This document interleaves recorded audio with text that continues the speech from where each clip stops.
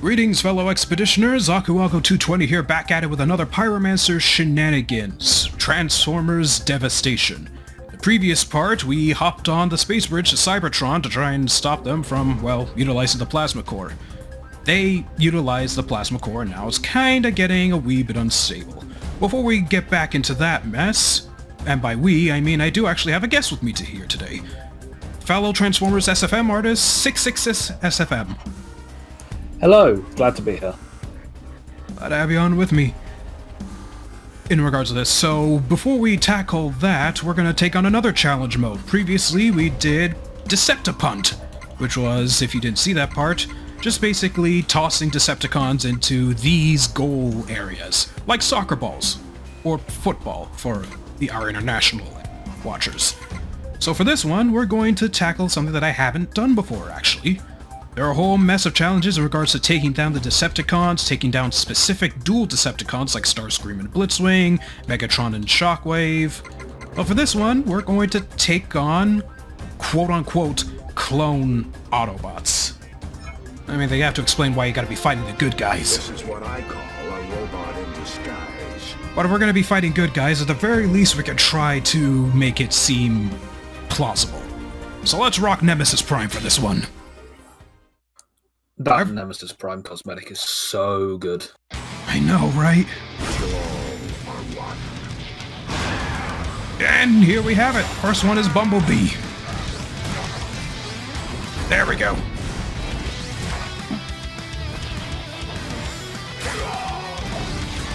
As a scout, yeah, he's relatively quick. So... Boom! Oh. No, you don't. Oh good, these actually work for him up close.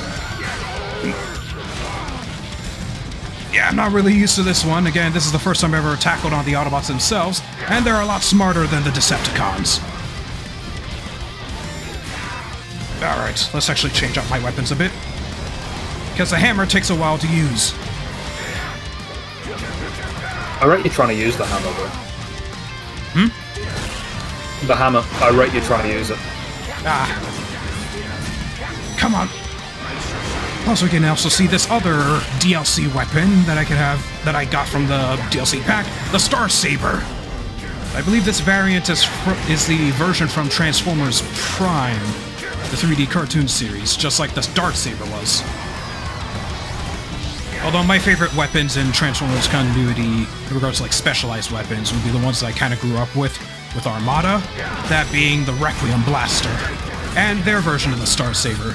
So this one is relatively foreign to me because I'm used to the one that's made up of 3 minicons. And there we go!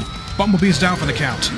Get some good weapons, now it's a sideswipe. The Star Saber is one of those iconic weapons, though, that showed up so many times. We should get a live-action version at some point. That would be really cool. Fingers crossed that we get something like that, if not for the upcoming Rise of the Beast, I believe they're calling it. I'm very excited for that. And Scourge and that, very excited. Oh right, yeah. It's coming out next year, I believe, right? Yeah, next year. It's going to be a good year for Transformers fans, I think. But yeah, playing as Nemesis Prime has just reminded me of my porting works, namely, he was tricky to port. I definitely learned some things in regards to this guy. Namely, one, the Autobot and Decepticon logos are actual 3D meshes. They're not textures. Are they?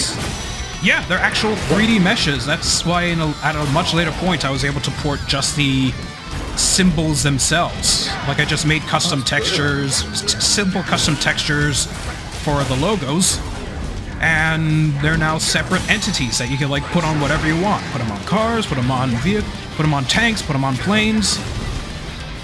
That's brilliant. You wouldn't have expected one to have gone to that effort for this game, because they don't look like 3D meshes of them.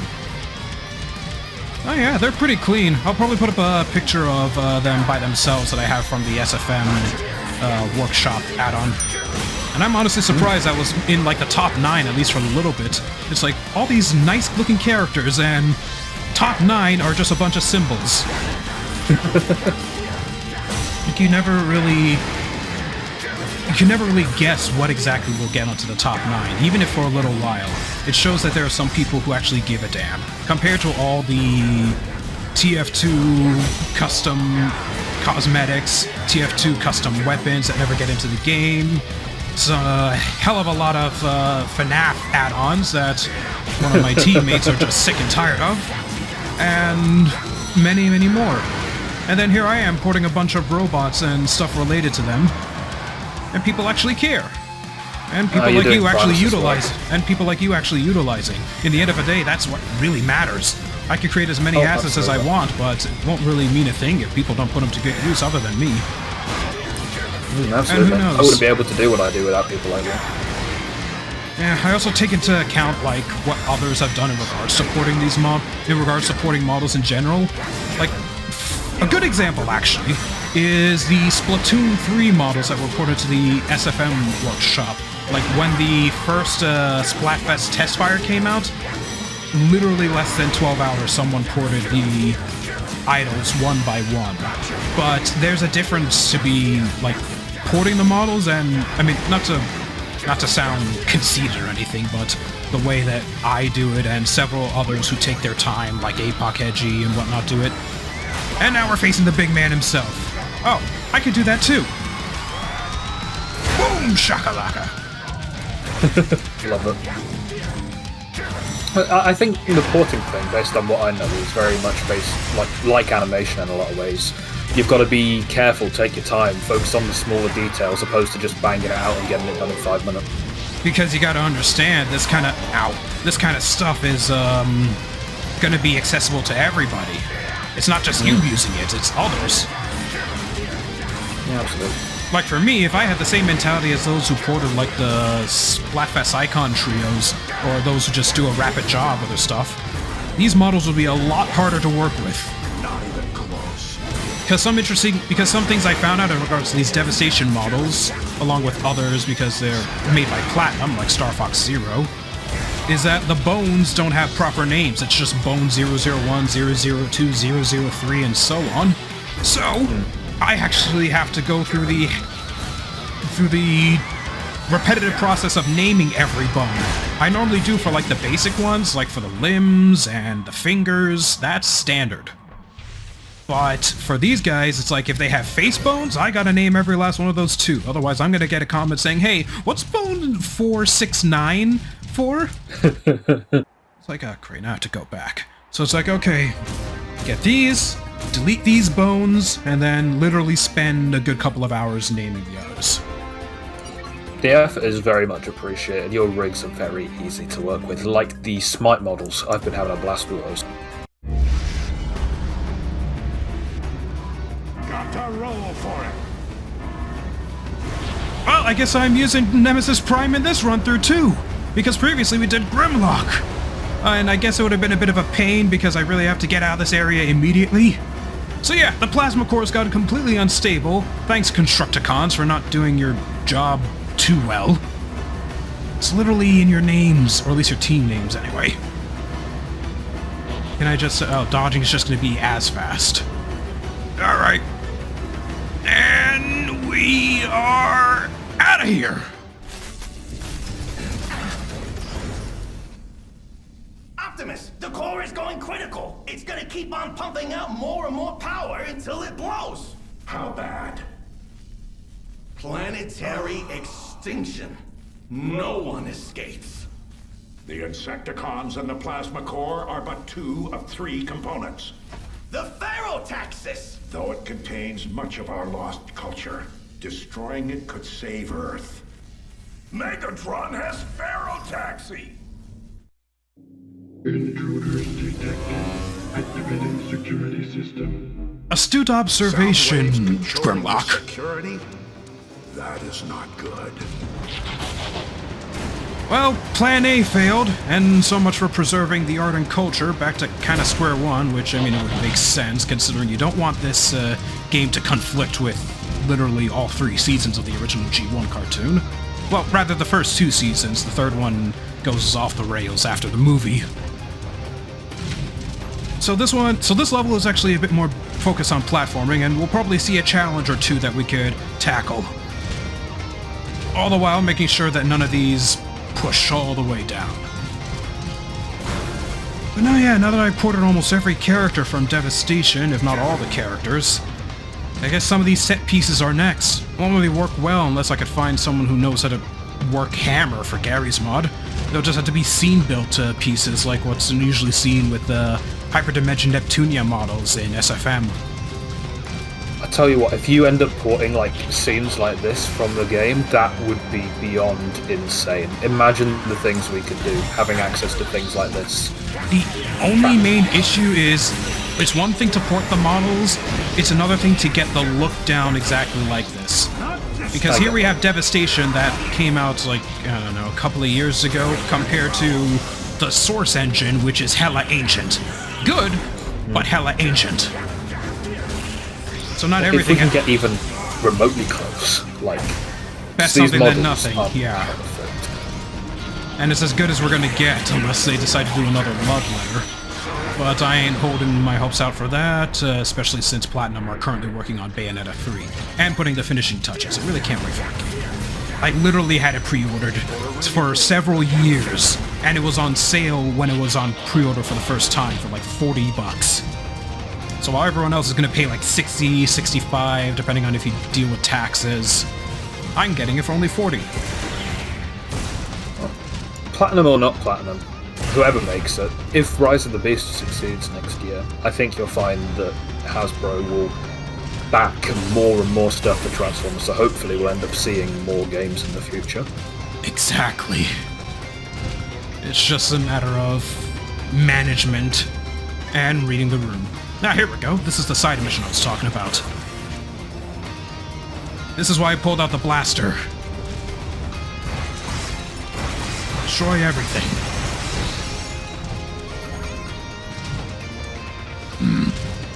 Can these put out ammo? No.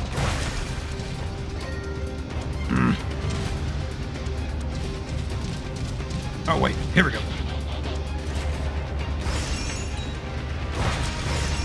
Ah.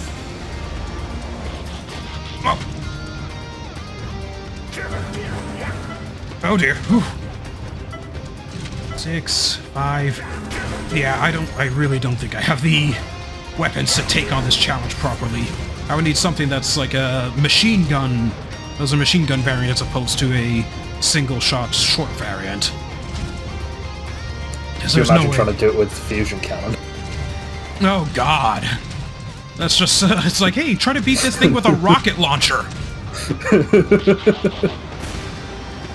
No, thank you. I've already gone through Splatoon 3 story, sort of, and there was like this really hard mission with a bow and arrow. It took nearly 45 minutes, no, 30 minutes-ish for me to beat. And I was like, hit all the targets with this bow and arrow. But the thing is, it's like it was the hardest weapon, and I deliberately chose to do that. Just to see if I could take on the challenge. Oh, here's one of my favorite scenes, actually, or one of my favorite segments coming up. This is kind of why I was hoping that there was... Oh.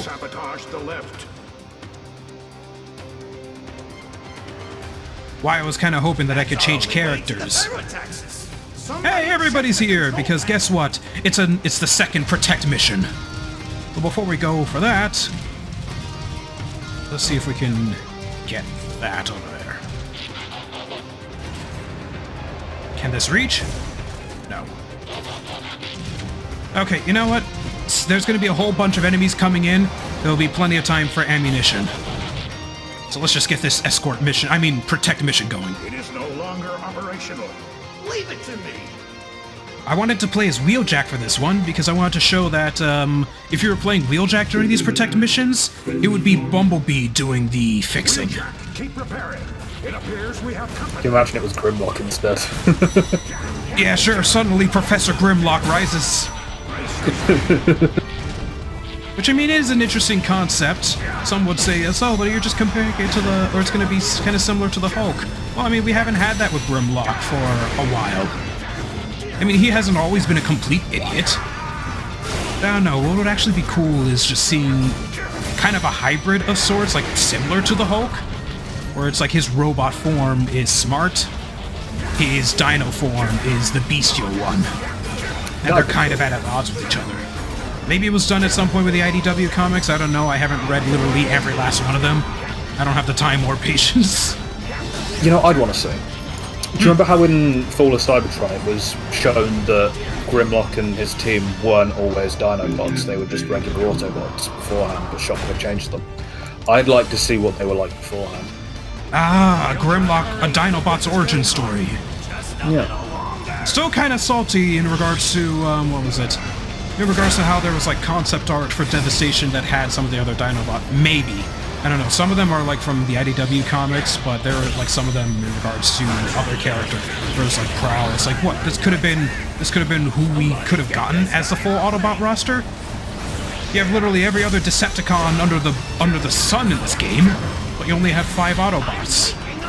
6, if you want to count Red Alert as a separate entity? I don't know, maybe for like, maybe it didn't have to be like a specific recolor for Wheeljack and Grimlock, obviously, but like, could have probably swapped the characters out for other similar characters. Like in regards to big bruisers for Grimlock, although probably not in the same height, maybe, I don't know, Ironhide? Or hell, maybe another Dinobot? I mean, I would definitely love my boy Slag, or Slug, however you want to go with it these days. Because I know it was only changed because it was, the word slag is like is an improper, it's like it's a slang term in Europe. Yeah, it's a very British word, it's, yeah.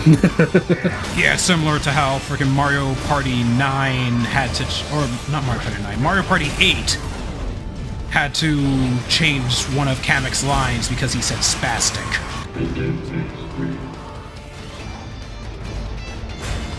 The claw! Destroy it! Hurry! Right! But this is actually one of my favorite levels, mainly because, like, you see all the Autobots at work here. I just wish there were more levels like this, where it's like all hands on deck, especially when it came to like the big guys like Devastator or Menasor. I know we'll get that later, but it's just like, it could have really made more sense. It's like not one person can take down an entire combiner unless they're like really good. Oh dear! Oh, those are suicide bombers! Get out! No, that's a photon. Okay, and I'm out of that one.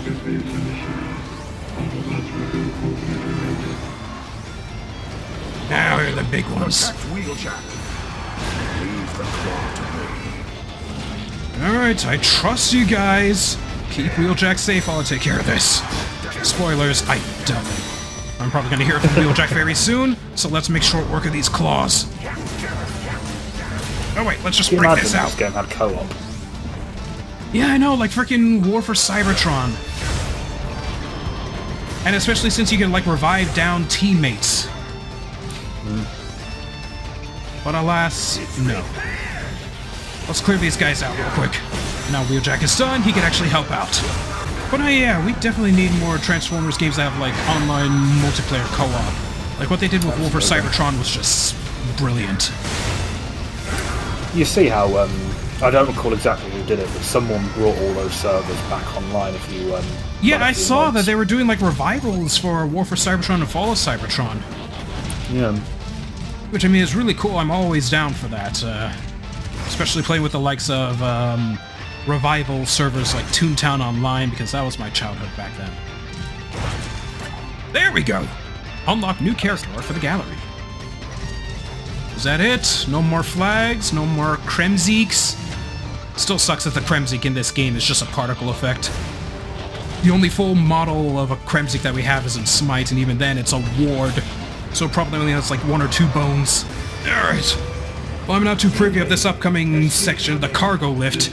The music playing for this is very, very much banger. Yes. Autobots, learn to give up. All forces, attack. And I think we are still on Cybertron, if memory serves. I didn't see anything saying that we moved out anywhere else. So I guess this is even more sections of Cybertron that we can appreciate. Although I would have loved an exterior variant, or an exterior level. I mean, it makes sense why there wouldn't be, but it just... wishful thinking. Until then, I'm glad that we actually have more. Until then, I'm actually glad that at least for like War for Cybertron, we have a model of the planet itself. But one more G1 base would be hella appreciated. We got a bit of Cybertron in the Bumblebee film, but you imagine a full film like that. And hopefully this time they don't screw Peter Cullen over like they did with that one. Yeah, I heard about what happened, and I saw like the interview that, or the question that led up to that, or the question that revealed what happened, and hearing his voice in that, it's like, you do not do this. You do not do this to the guy who's been providing the voice since the 80s. You don't it's do like, it but we to wanted to save, but we just wanted to save money. Don't you know how important saving money is? I'm sorry, how many millions of dollars you're spending on this? It's like all those millions on this movie, and you can't put some for Peter Cullen right off the bat. Now, if it was like a, indie game or a small MOBA, or a small MOBA company like Hi-Rez, then that's understandable. They don't have that kind of dosh. You're a Hollywood studio that's been given a massive budget to make this movie. What's your excuse?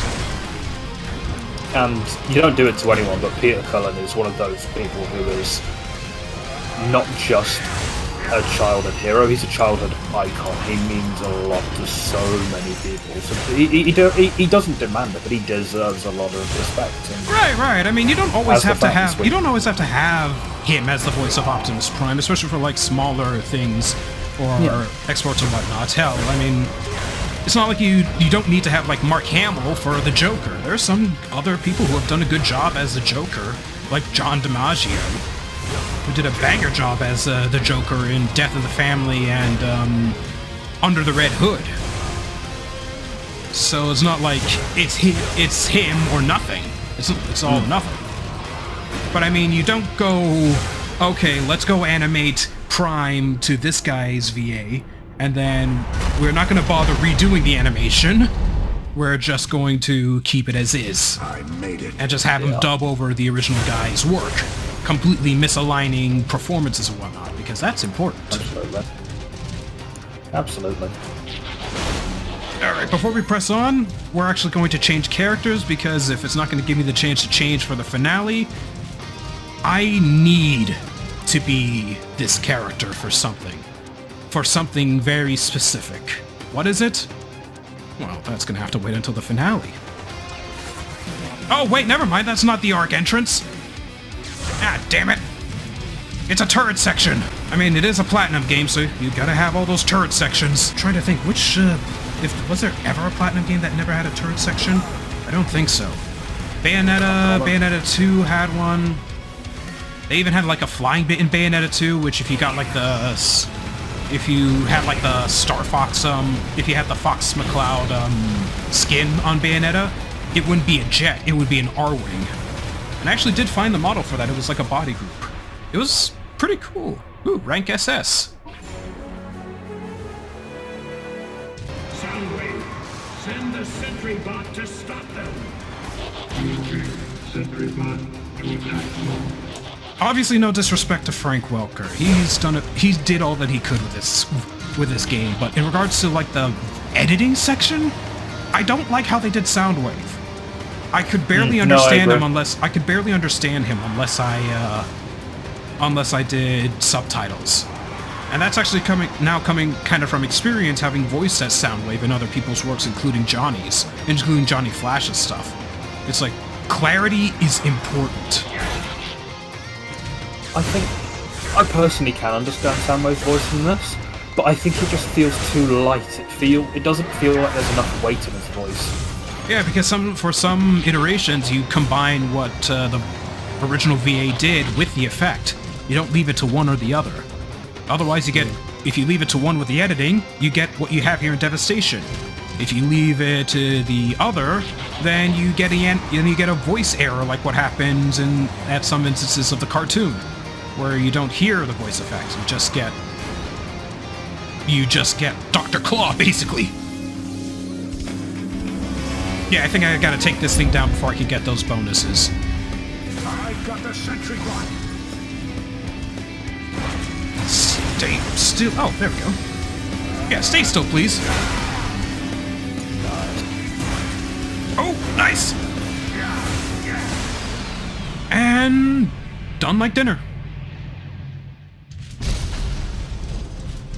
There's... Oh, gee, okay. Are you even trying to stop them? That is... That's another mission. It wouldn't let me say no. I have to... Okay, let's at least try it. See what happens. Who knows?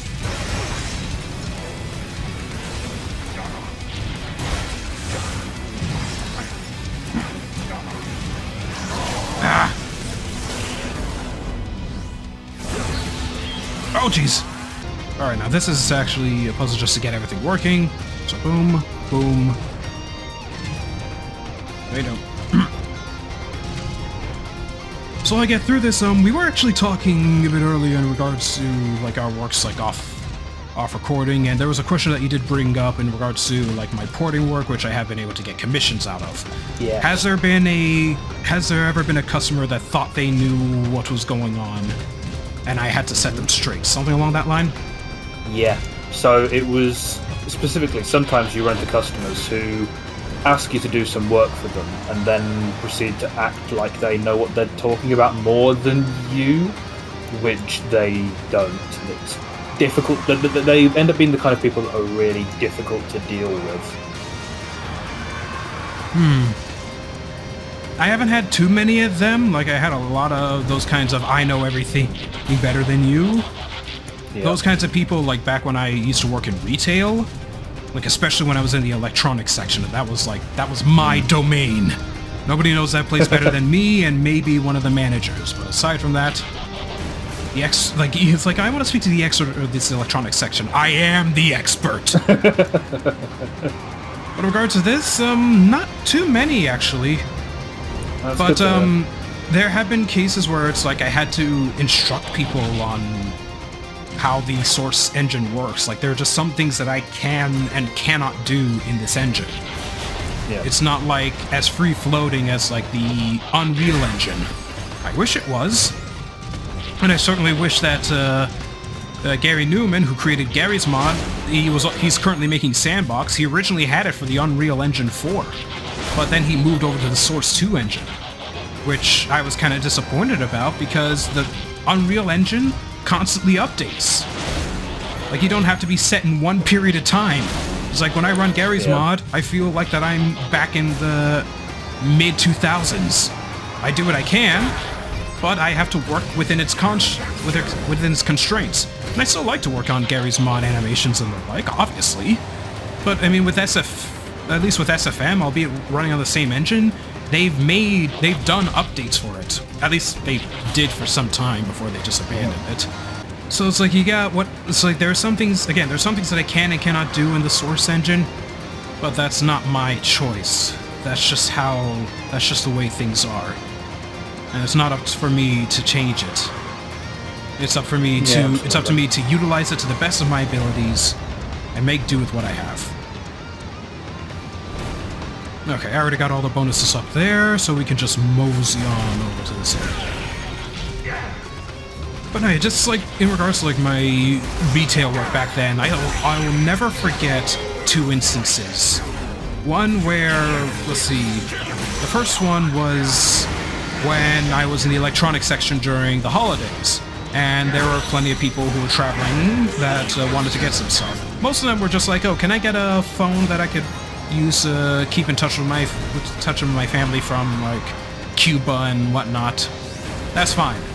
But there was one time that I dealt with a lady who was visiting from France that was surprised that the store that I worked in was still standing.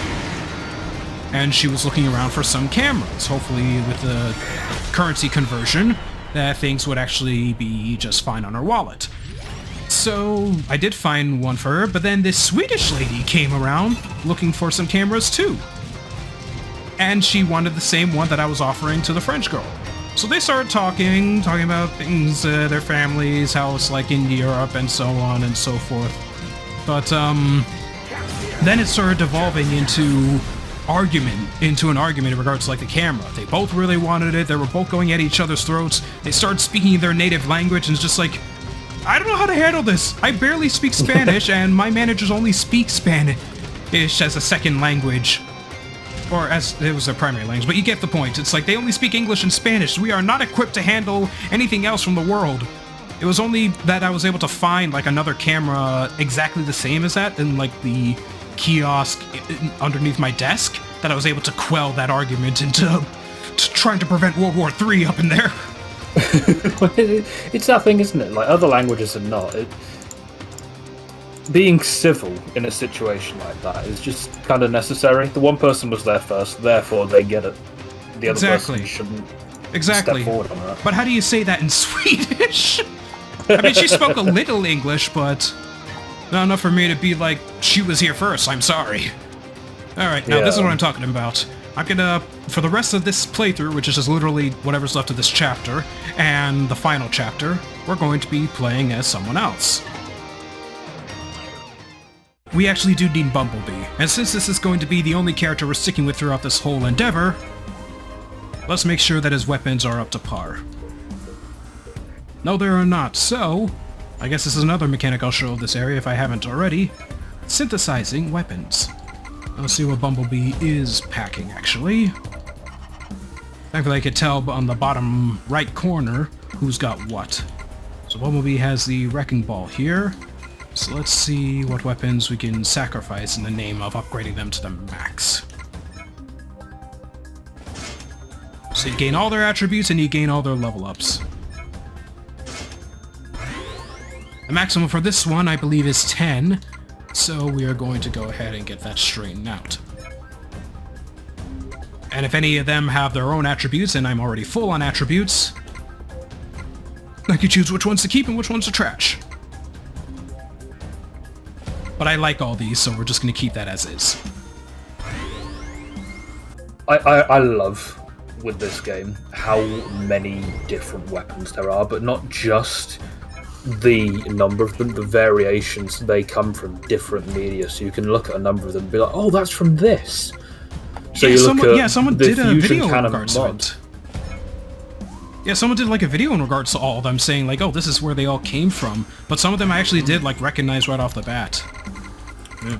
The one that immediately stands out to me is the Fusion Cannon mod, being from Dark of the Moon, the This Dark one here. and the Star Saber. Yeah. Yeah, I was looking at that, it's like, huh, that kind of looks like the one from Bayformer's Megatron, and it's like, oh god, It is! It absolutely is, yeah. Obviously you've got the Prime stuff, even just the Wrecking Ball like you were messing with being Bulkhead's Wrecking Ball, it's great that there's so much variation and little nods to stuff like that. It's great. Mm-hmm.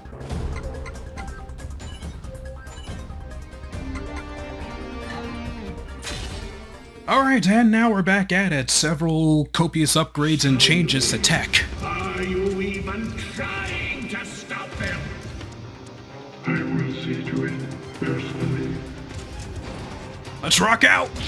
But before we do, some more exposition.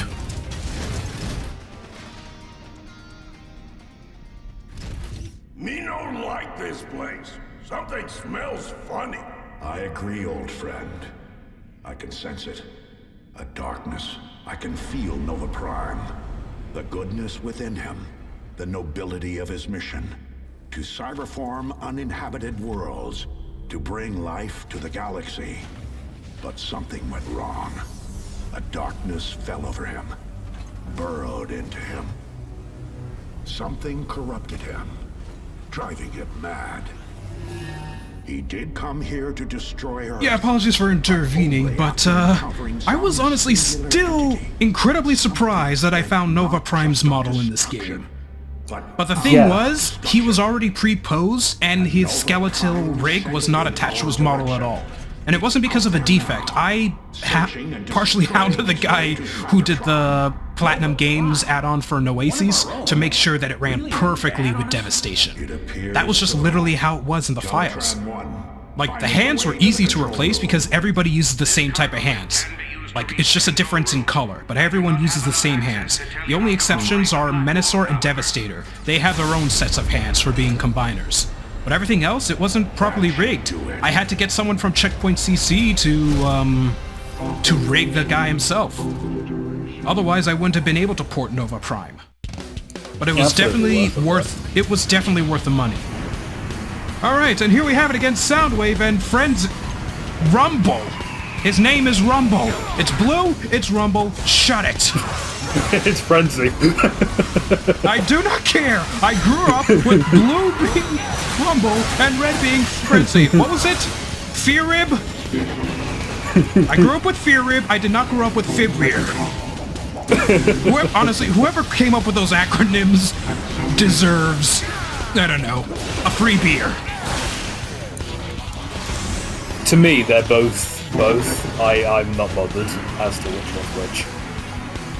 I mean, I'm not, like, too crossed about it. It's just, that's just what I'm sticking with.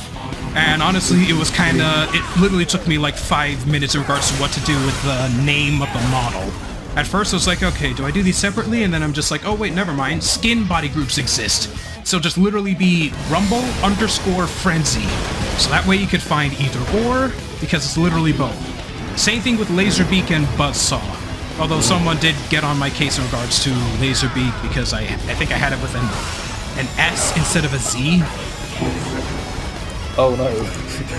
What will you ever do? It's like, oh, perish the thought. I was just thinking of the original acronym, which I can't remember. Light amplified something or other. Yeah, hi, Buzzsaw. One of the few instances in G1 where you are thoroughly as equally used as Laserbeak. I don't think did he even show up for the 86 movie? In that one scene where it's just like Operation Interference? I'll have to double check on that. But I know there was also like an animation error that happened that had like 2 frenzies in it. I'll tell you what though, as much as Laserbeak is more commonly used, I've always preferred Buzzsaw's colour. Oh yeah. Okay, where's the other weapon? Ah, here we go. Oh jeez. Come on, come on, come on, come on, come on, come on! Ah. Still kind of sucks that Soundwave is the only one here in regards to like the major Decepticons who can't transform. Yes, I get it. What can you do with a boss fight when your alt form is a cassette tape? So it would have been kind Megatron of cool. was a gun and they made him a tank. Oh, I mean, yeah, they changed him into a tank some time ago, I think. Yeah. No, but I mean, this is in reference to G1, right? This game, he's a tank, but the rest of G1 is a gun. Right, right. Instead of, what was it, Walter P-48 or whatever. So I don't see why they couldn't have done the same for Soundwave, given like a Cybertronian jet or something. It's like, yeah, just give him his Cybertronian alt. You mean when he was a lamppost? It's better than Boombox. Well, I mean, as a lamppost, he probably could have been doing what he's doing right now. I could easily see that.